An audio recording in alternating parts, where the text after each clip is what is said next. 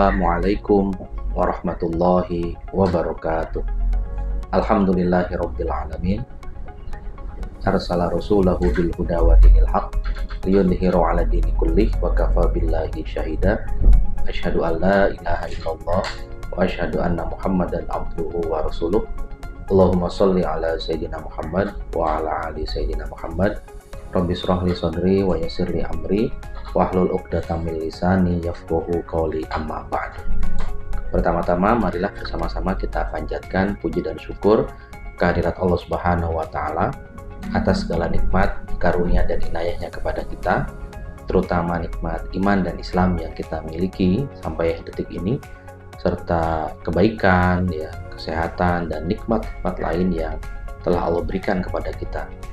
Shalawat dan salam semoga selalu terlimpahkan kepada junjungan kita Rasulullah Muhammad Sallallahu Alaihi Wasallam, dan semoga kita semua mendapatkan syafaat beliau fid din wad dunya hatal akhirah. Allahumma amin.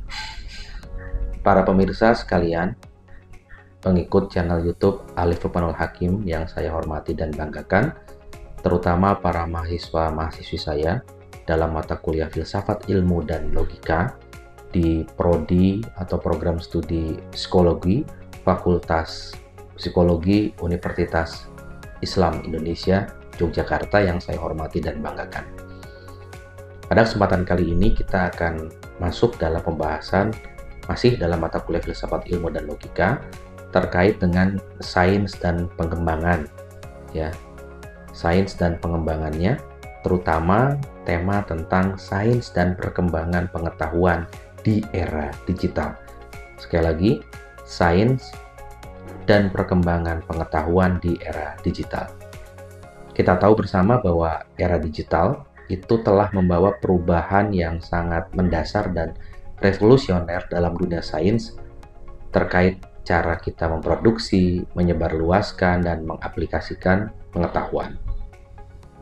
Transformasi atau perubahan ini tidak hanya sekedar soal kemajuan teknologi belaka atau bertambahnya jumlah data yang tersedia, melainkan telah melahirkan paradigma baru dalam epistemologi ilmiah yang secara fundamental mengubah fondasi metodologis dan filosofis di balik praktik penelitian ilmiah itu sendiri.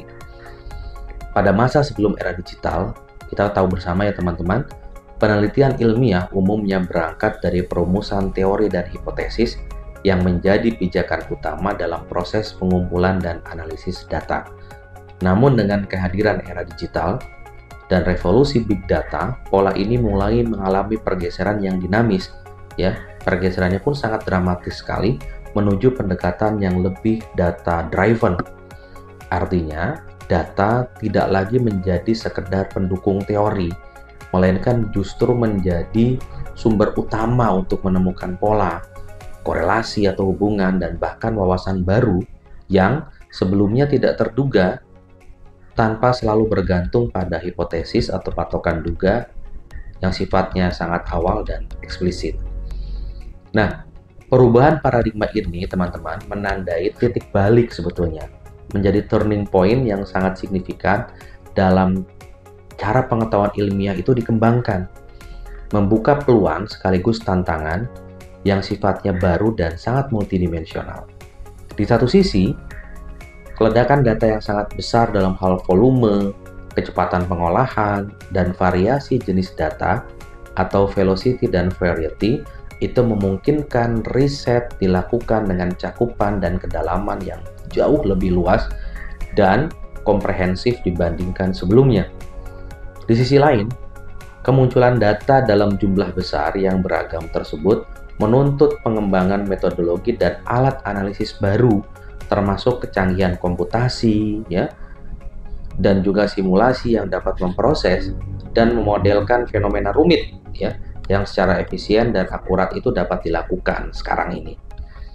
Kemudian simulasi komputer misalnya sebagai contoh, teman-teman, bukan hanya menjadi alat bantu tambahan, melainkan telah menjadi backbone atau tulang punggung dalam banyak disiplin ilmu, yang memungkinkan peneliti untuk menciptakan lingkungan virtual yang memungkinkan eksperimen dan prediksi yang sebelumnya sulit atau bahkan mustahil dilakukan secara langsung di dalam dunia nyata. Perkembangan ilmu pengetahuan di era digital juga menegaskan pentingnya, pendekatan interdisipliner, pendekatan multidisipliner, pendekatan transdisipliner, di mana berbagai disiplin ilmu itu jelas-jelas tidak lagi dapat berdiri sendiri, ya, tapi harus bisa saling melengkapi, berintegrasi secara mendalam untuk mengatasi permasalahan kompleks yang tidak bisa diselesaikan oleh satu disiplin ilmu saja. Nah, pendekatan semacam ini menjadi semakin relevan dan krusial mengingat berbagai tantangan global seperti yang saat ini kita sering alami, ya, dan sudah kita alami sejak lama, yaitu climate change atau perubahan iklim, krisis kesehatan global, dinamika sosial ekonomi yang semakin rumit, dan juga lanskap perpolitikan global, konstelasi global yang luar biasa mempengaruhi sendi-sendi kehidupan berbangsa dan bernegara di negara kita dan juga negara lain di dunia. Ya, dan ini semua menuntut solusi yang komprehensif yang tidak hanya menyangkut aspek teknis, sosial budaya, tapi juga etika secara bersamaan. Nah, pendekatan interdisipliner, pendekatan transdisipliner, pendekatan multidisipliner memungkinkan kolaborasi sebagai kata kunci di masa kini dan sinergi inovatif yang mampu menghasilkan solusi yang lebih holistik, yang lebih utuh, dan lebih menyeluruh atau komprehensif, dan yang paling penting adalah aplikatif di lapangan. Dia bisa aktualitatif di lapangan. Namun, di balik berbagai peluang besar yang ditawarkan oleh era digital ini, teman-teman, terdapat problematika yang sangat serius yang tidak boleh diabaikan, terutama terkait dengan verifikasi dan reproduksibilitas data ilmiah. Atau reproduksi data ilmiah itu perlu sangat kita perhatikan. Volume data yang sangat masif dan kompleksitas metode komputasi yang digunakan, seperti algoritma machine learning yang cenderung menjadi black box, ya, itu menghadirkan tantangan besar dalam memastikan bahwa hasil penelitian benar-benar valid, reliable, dan dapat dipertanggungjawabkan. Pengelolaan data secara jujur dan transparan, keterampilan teknis analisis data yang mumpuni, serta kepatuhan pada etika penelitian menjadi sangat penting untuk menjaga integritas penelitian ilmiah. Di konteks lokal seperti di Indonesia, tantangan ini juga diperparah oleh praktik penggunaan perangkat lunak bajakan. Di sekitar kita kan banyak tuh produk-produk bajakan, ya, software perangkat lunak bajakan yang tidak hanya beresiko pada aspek keamanan siber dan legalitas, tetapi juga dapat mengganggu kualitas dan juga integritas hasil penelitian.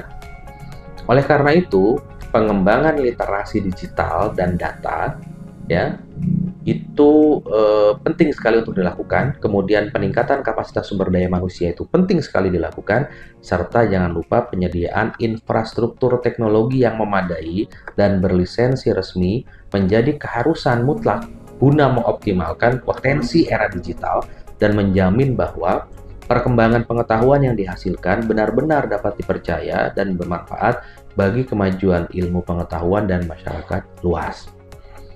Nah, dalam pertemuan kita di Filsafat Ilmu kali ini, kita akan membicarakan, ya, menguraikan secara rinci dan mendalam bagaimana revolusi data dan big data itu telah menjadi titik awal perubahan paradigma, ada shifting paradigm, ya, yang sangat fundamental dalam penelitian ilmiah.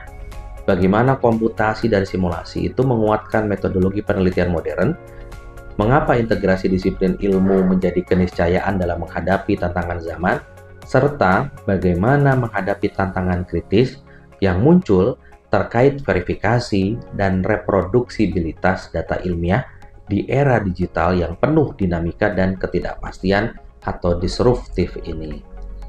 Nah, bagaimana revolusi data dan big data? Seperti apa paradigma baru dalam penelitian ilmiah? Ini akan kita bicarakan saat ini, ya. Salah satu aspek paling mencolok dan transformatif yang muncul di era digital ini adalah ledakan volume data yang sangat luar biasa dan belum pernah terjadi sebelumnya.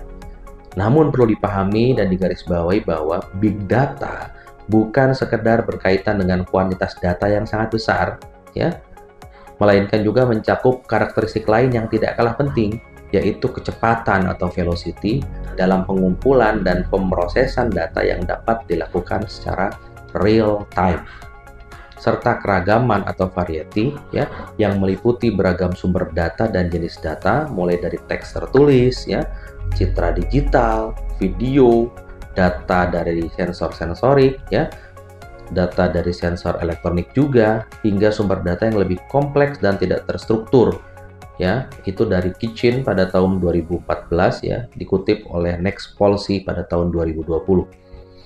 Sekali lagi, fenomena big data ini telah mengakibatkan pergeseran paradigma yang sangat fundamental dalam dunia penelitian ilmiah, dari pendekatan yang konvensional ya, yang selama ini sangat didominasi oleh perumusan teori dan hipotesis yang jelas di tahap awal proses penelitian, menjadi suatu pendekatan baru yang lebih mengedepankan data sebagai pusatnya.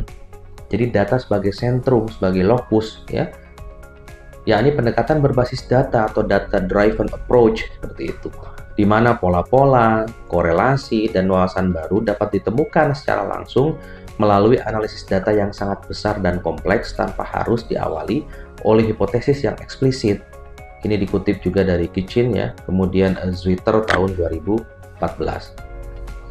Dalam konteks ini ya, dengan tegas ya, Nextpolicy tahun 2020 menyebut pergeseran paradigma terkait hal tersebut sebagai sebuah transformasi epistemologis ya, yang secara radikal menggeser posisi teori dari status yang selama ini dominan dalam proses pencarian pengetahuan ilmiah menuju posisi sentral yang kini dipegang oleh data itu sendiri. Pergeseran ini menimbulkan diskusi dan perdebatan yang mendalam di ranah filsafat ilmu, teman-teman, khususnya mengenai hakikat kebenaran ilmiah dan validitas pengetahuan yang dihasilkan itu seperti apa. Ini sangat-sangat aspek epistemologis sekali. Pertanyaan krusial yang muncul adalah apakah hasil-hasil penelitian yang hanya didasarkan pada korelasi dari data besar tanpa disertai penjelasan teoretis yang memadai dan mendalam benar-benar dapat dianggap sebagai pengetahuan ilmiah yang sahih dan valid atau tidak? Ataukah sekedar merupakan pola statistik yang belum tentu mencerminkan hubungan sebab akibat yang sesungguhnya? Bisa dibuka dalam Mittelstat ya, et al. Di tahun 2016. Di Indonesia sendiri, di negara kita, penerapan dan pemanfaatan teknologi big data mulai menunjukkan dampak yang sangat signifikan, khususnya dalam pengembangan sistem statistik resmi dan perencanaan pembangunan yang menuntut data yang tidak hanya akurat, teman-teman ya, tapi juga bersedia untuk disediakan secara real time dan dapat diakses dengan cepat, instan, untuk mendukung pengambilan keputusan strategis. Sebagai ilustrasi nyata misalnya, sebuah riset mutakhir ya, ini riset yang sangat mutakhir yang dilakukan oleh IPB University, Institut Pertanian Bogor di tahun 2025, secara komprehensif menggambarkan bagaimana penggunaan metode statistik canggih, terutama Small Area Estimation atau SAE, yang merupakan teknik pemodelan statistik berbasis big data, itu mampu meningkatkan akurasi estimasi indikator pembangunan hingga ke tingkat desa dengan detail dan presisi yang jauh melampaui kemampuan metode konvensional. Pencapaian ini menjadi sangat berarti ya, mengingat karakteristik geografi Indonesia yang sangat beragam, daerahnya, kontur tanahnya ya, pegunungan ya, lautan dan sebagainya, itu kemudian dengan pulau-pulau dan wilayah yang sangat memiliki kondisi sosial ekonomi yang berbeda secara drastis, metode SAE ini yang berbasis big data mampu memberikan kemampuan untuk memperoleh gambaran pembangunan yang lebih tepat dan komprehensif di wilayah-wilayah kecil yang sebelumnya sulit diakses atau dianalisis dengan baik. Nah, tidak hanya sekedar memperbaiki kualitas dan ketepatan data saja yang digunakan dalam riset akademis, teknologi big data juga telah berkembang menjadi instrumen yang sangat strategis, yang sangat krusial bagi proses pembuatan kebijakan publik yang berbasis bukti, evidence-based policy seperti itu. Dengan akses terhadap data yang real time dan analisis yang mendalam, para decision maker, para pembuat kebijakan di Indonesia dapat merumuskan kebijakan yang lebih tepat sasaran, efisien, serta responsif. ya terhadap dinamika kebutuhan masyarakat dan tantangan pembangunan yang terus berubah. Kita bisa baca dari laporan Kementerian Perencanaan Pembangunan Nasional atau Bappenas tahun 2023 ya, yang dikutip oleh IPB, Institut Pertanian Bogor. Kita bisa lihat juga contohnya penggunaan Big Data dalam perencanaan pembangunan di bidang kesehatan, di bidang pendidikan, infrastruktur, yang telah memungkinkan pengalokasian sumber daya yang lebih optimal sehingga memaksimalkan dampak positif terhadap masyarakat secara luas. Kemudian ada juga menurut Wicaksono et al. Tahun 2022, integrasi Big Data dengan Sistem Informasi Geografis atau SIG ya, di Indonesia telah memperkuat kemampuan pemerintah dalam melakukan analisis spasial yang mendukung mitigasi bencana ya, dan pengelolaan sumber daya alam secara lebih berkelanjutan atau sustainable. Dengan demikian, teman-teman, Big Data bukan hanya sekadar fenomena yang sifatnya teknis dalam pengolahan data, melainkan telah membawa perubahan paradigma yang fundamental dan menyeluruh, ya, yang tidak hanya memengaruhi cara riset ilmiah dilakukan, tetapi juga merubah secara radikal ekosistem kebijakan ilmiah kita, ya, dan tata kelola pemerintahan di Indonesia maupun secara global. Jadi Big Data ini betul-betul merubah ekosistem ilmiah, ya, kemudian kebijakan ilmiah, tata kelola pemerintahan kita. Tentunya tata kelolanya akan lebih baik, akan lebih mendekati clean and good governance berbasis e-government seperti itu. Nah, dampak positif dari penerapan Big Data juga itu di Indonesia didukung oleh perkembangan teknologi digital dan infrastrukturnya yang semakin maju, termasuk ya peningkatan konektivitas internet dan kapasitas komputasi yang semakin besar. Ini akan sangat memberikan volume data yang sangat besar dan kecepatan tinggi dalam menghasilkan sebuah kebijakan yang lebih komprehensif dan tadi tepat sasaran. Namun demikian, seperti yang diingatkan oleh Nugroho et al. Di tahun 2024, keberhasilan pemanfaatan Big Data juga sangat tergantung pada pengelolaan data yang baik, ya, penguatan literasi data, serta kebijakan regulasi yang mendukung perlindungan data pribadi dan etika penggunaan data agar manfaat teknologi ini dapat dirasakan secara lebih adil dan berkelanjutan bagi seluruh rakyat Indonesia di berbagai lapisan masyarakat. Ya, oleh karena itu kita harus memahami bahwa revolusi Big Data dan revolusi data ini bukan sekedar fenomena teknis yang hanya terbatas pada kemajuan alat dan juga metode pengolahan data, tetapi telah menjadi motor penggerak ya perubahan paradigma yang sangat luas dan mendalam yang sangat membawa implikasi besar terhadap seluruh aspek ekosistem penelitian ilmiah, kebijakan ya, dan apapun yang ada di negara kita. Nah, transformasi ini dalam lingkup filsafat ilmu di era digital ini betul-betul akan sangat mampu memberikan dampak yang signifikan bagi perubahan mindset masyarakat. Karena masyarakat sekarang pun sudah sangat terkait dengan teknologi informasi, tidak bisa terlepas dari keterkaitan ini dan Big Data, serta transformasi ini menandai pergeseran dan pendekatan tradisional ya, yang masih mengandalkan data yang terbatas dan analisis yang sederhana, menuju era di mana data besar atau Big Data dan teknologi komputasi canggih, machine learning dan sebagainya menjadi fondasi utama dalam menghasilkan pengetahuan baru dan solusi inovatif untuk berbagai permasalahan pembangunan yang semakin kompleks. Nah, filsafat ilmu di wilayah ini menjadi sekali lagi bagian atau sentrum yang sangat penting untuk melihat sejauh mana perkembangan ini tidak mengakibatkan dampak buruk bagi dehumanisasi terhadap manusia, ya, mendiskriminasi manusia dan membuat manusia tidak lagi manusia. Nah, ini filsafat ilmu punya peran di sini untuk menjadi polisi nilai, menjadi moral guidance, menjadi panduan moral, tentunya dengan berkolaborasi dengan nilai-nilai Pancasila dan juga nilai-nilai kewarganegaraan yang baik, agar kemudian perkembangan komputasi, teknologi Big Data ini ya, kemajuan data besar ini tidak kemudian memberikan dampak yang negatif dan merugikan umat manusia, tapi malah di sebaliknya mampu meningkatkan standar hidup manusia untuk lebih bijaksana, untuk lebih aplikatif dalam penggunaannya. Nah, yang paling penting juga dalam konteks Indonesia, jangan sampai kemudian kemajuan Big Data ini di era digital ini tidak mampu kemudian menyebarkan efek pembangunan dan juga kebijakan yang lebih mensejahterakan.